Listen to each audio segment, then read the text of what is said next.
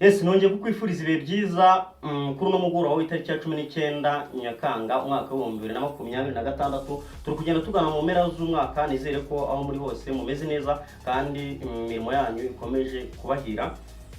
Ibyo mukora byose nanjye nabifuriza ko bigomba gutera imbere, nicyo nabwira muri rusange. Uyu munsi rero ndaje ngo ndaje kuganirira ku ikipe ya Rayon Sport. Rayon Sport ku munsi w'ejo yakinye umukino n'ikipe ya Gor Mahia hariya mu gihugu cya Kenya, bakinye ku mugoroba ku isaha ya 12 n'igice. Ni umukino waje kurangira Rayon Sport itsinze Gor Mahia, nibyo ngira ngo tugende tugarukaho. Hanyuma ariko mbere y'umukino hari habanje ibirori byo kugenda berekana abakinyi, ahanini aba MC bari babanje kugenda berekana abakinyi bahereye ku kipe y'abagore, hanyuma uwitwa Uwizeyimana Sylvestre muzi nka Wasiri nawe aza kugenda yerekana ikipe y'abagabo. Nuko byari byifashe hariya kuri Kigali Pele Stadium, byose nshaka ko tubigarukaho. Ariko mbere yuko wenda ninjira muri ekipe ya Rayon Sport cyane ngo nyivugeho byinshi, ahubwo ndashaka ko twivugira gato no kuri ku gikombe cy'isi, ku mukino w'igikombe cy'isi. Ku mugoroba mu masaha twaryamye dukerewe mu masaha saa 7 n'igice gutyo nibwo abenshi twa dutangiye kuryama, ubwo ikipe y'igihugu y'Ubwongereza yatsindaga ikipe y'Abafaransa ibitego bitandatu ku bitego 4. Iyi match nayo ndagira ngo tuyivugeho gatoya, hanyuma ariko mu kanya hategerejwe umukino rutura, umukino karundura ugiye guhuza ikipe y'igihugu ya Argentine Albiceleste n'ikipe y'igihugu ya Espagne. Ibi nabyo ni match ikomeye cyane, ni match abantu benshi bafite amatsiko yo kuza kureba, nayo ndagira ngo nze tuyivugeho gatoya. Hanyuma ndaje ngende kubwira performance z'abakinyi ba Rayon Sport nyine uko bitwaye ku munsi w'ejo, iyo abantu bari babiteze mu ise n'abandi batakonvince. Hanyuma se ibivugwa bya Charles Chuplau cyangwa se Charles Chuplau bivuga ko hari ama equipe yatangiye kumuganiriza, ahanini ama equipe yo mu Barabu yaba yatanze offer muri Rayon Sport. Ibyo bihagaze gute? Byose nshako tubiganiraho gatoya. Ariko none nkuko mwabimenyereye, nyamuneka ndagusabye ongera urebe ko akanze subscribe, nusanga utarakanze subscribe yikande, hanyuma like, comment ndetse na share burya abari ingenzi. Hanyuma reka nze dutangire nta gutinda, reka nze fate telefone yanjye neza ngende ndeba amakuru yose uko yakabaye, hanyuma tugende dutangira.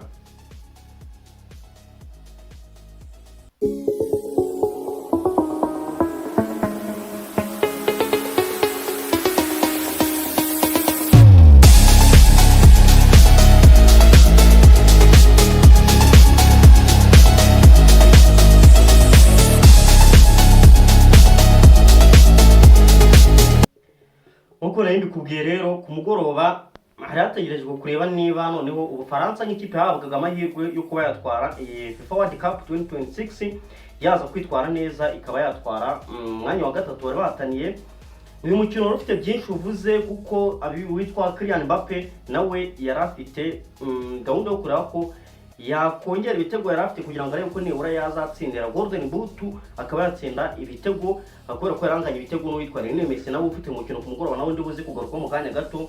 Hanyuma ikipe y'Abongereza nyine n'Abafaransa ni match yatangiye ku isaha ya 5.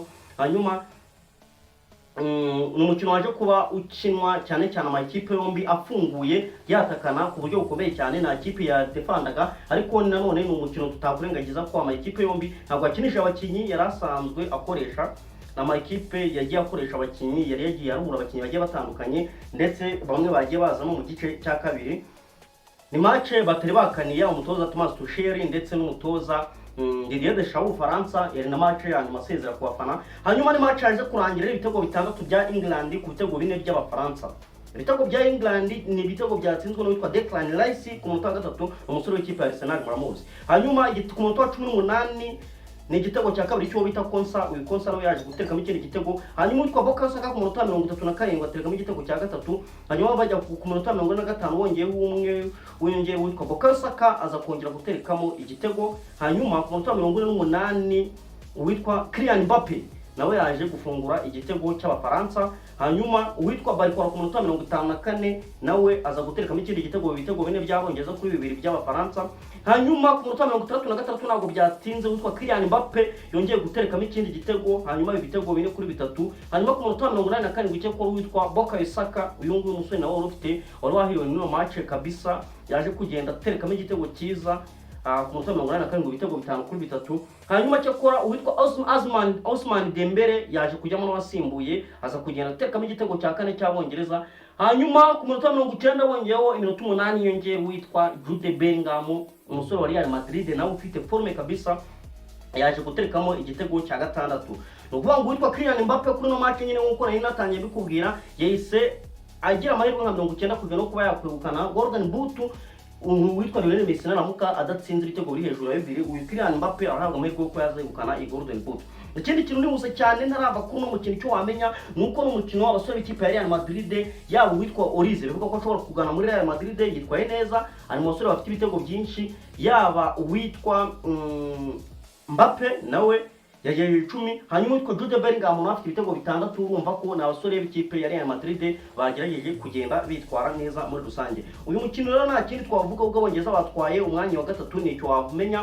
Hanyuma undi mukino utegerejwe ni ikipe ya Lionel Messi nayo igiye guhangana n'ikipe y'uwitwa Lamine Yamal, ubwo ndavuga Barcelona ndetse n'ikipe ya Espagne, nako ndavuga ikipe ya Argentine ndetse n'ikipe ya Espagne. Nama ikipe yombi ni match ekipe yombi twararebiye, ariko uyu munsi navuga ko ndi buhengamire ku ruhande rumwe ngewe rwose mbabwije ukuri. Ndabona Argentine ifite itsinzi y'ibitego nibura 3-2.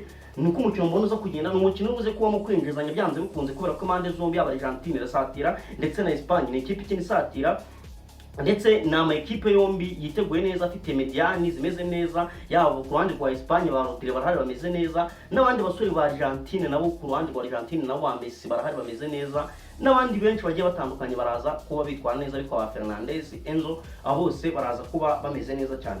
Hanyuma reka ne gutinda umukino n'ibyo kuwanga wanzu tukareba prediction yanjye ndayikoze, ahubwo nihuse cyane nari ngiye navuze ku witwa Mbappe. Ngewe Mbappe kabisa, Mbappe uyu nguyu Mbappe ewana araza kuba ameze neza cyane next season. Numwe mu bakinyi bacuzwe kuko uyu mwaka arabatsinze ibitego byinshi muri World Cup, UEFA Champions League ndetse na La Liga, akaza kuba ari akandi kariko uyu Mbappe yakoze witwa Lionel Messi naramuka adatsinze kuno mugoro.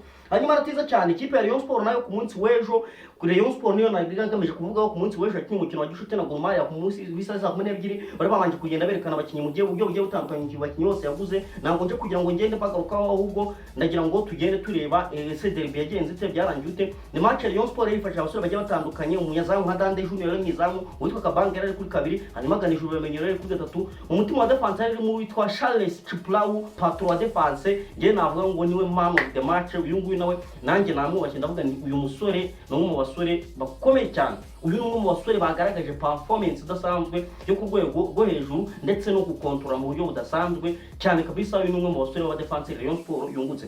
Hanyuma hagati yari ifite abasore bagiye batandukanye barimo Muderi Akbare, hanyuma yari ifitemo kandi abasore bagiye batandukanye barimo abasore batandukanye ba Tiso bari bahari, abasore umusore uyu bakuye muri Marine nawe yari yawanje mu kibuga, hanyuma n'abandi basore benshi bagiye batandukanye. Ntabwo nje kugira ngo uzaruke kuri line up. Hanyuma ni Rayon Sport yatangiye umukino ubona ihana ihuza, ubona ko bamaze kumenyerana. Ni Rayon Sport rero bidatinze yaje gutsinda igitego cy'uwitwa Atiso Kojo, uyu nguyu yaje gufungura amazamu. Hanyuma barakomeza gukina ku mupira witwa Issa Jiguba, hanyuma bakomeza gukina. Abasore nka Barito tubagiye bagenda bagaragaza uburyo mubona ko abasore b'abahanga, umusore nkura bakuye muri Etoile de l'Est, Muhoza Daniel nawe yagerageje kwitwara neza, yagerageje performance nziza. Hanyuma ikintu cyaje gukanga abantu ni uwitwa Kamenei, uyu nguyu akijya mu kibuga ewana, uyu nguyu yaje gutanga pass yavuyemo igitego ahigitsa aba defenseur n'umwe mu bataka Rayon Sport nawe twabonye ko umwataka mwiza uzatanga akazi ku ma equipe y'Inyarugenge. Yaje gutanga pass yatumye witwa Ndikumana Fabio aterekamo no igitego cya mbere muri Rayon Sport.